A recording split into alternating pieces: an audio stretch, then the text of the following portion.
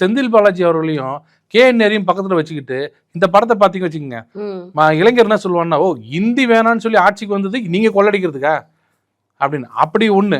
என்னோட கருத்து என்னன்னா, ஹிந்தி வேணான்னு சொல்லிட்டீங்க, ஹிந்தி 3வது மொழி வேண்டான்னு சொல்லிட்டீங்க. அப்போ உங்ககிட்ட இருமொழி கொள்கை தான் இருக்கு. என்னென்ன கொள்கை?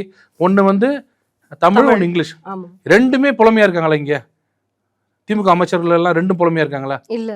ஆங்கிலத்தை விடுங்க, தமிழ்ல புலமையா இருக்காங்களா? MLAக்கள் புலமையா இருக்காங்களா? அவங்க வீட்டுல இருக்க எல்லாரும் புலமையா இருக்காங்களா?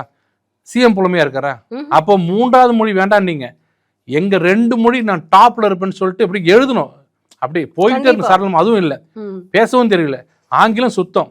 அப்போ அதுவும் வேண்டாம், இதுவும் வேண்டாம். சரி, நீங்க தான் போனீங்களே, பசங்களை என்ன பண்ணீங்கன்னு பாத்தீங்கன்னா கிட்டத்தட்ட 2 லட்சம் பேர் ஃபெயில். யாராவது ஒருத்தர் இன்னைக்கு ரோட்ல போயிட்டு யாராவது ஒரு வார்த்தை ஒரு அகநானூறு போடுற எழுதுப்பான்னு கேட்டா எந்த நான் போடுறதுன்னு தெரியல. இப்படிதான் தமிழ் இங்க இருக்கு. சோ நீங்க தமிழும் வளர்க்கல, ஆசிரியர்களே வந்து ஃபெயில் இல்ல. அப்ப தமிழையும் வளர்க்கல, ஆங்கிலம் சுத்தம், ஹிந்தியும் வேணாம். அப்ப அது அர்த்தம் புரியுது உங்களுக்கு என்னன்னு? இதுதான் சொல்றேன். இது அந்த படம் பார்க்கிற போது அன்னைக்கு இருந்த மென்டாலிட்டி வேற. அன்னைக்கு இருக்கும் போது அண்ணா நாவலர் நெடுஞ்செழியன்லாம் சொற்பொழிவுன்னா அப்படி தமிழ், எங்கள் தமிழ் அப்படின்னாங்க. அப்ப மக்கள் நம்ம எங்களுக்கு தமிழ் போதும், எங்களுக்கு ஆங்கிலம் போதும், தமிழ் போதும், நீ ஹிந்தி வேண்டாம்னாங்க. இன்னைக்கு எல்லாமே சிரிக்குது.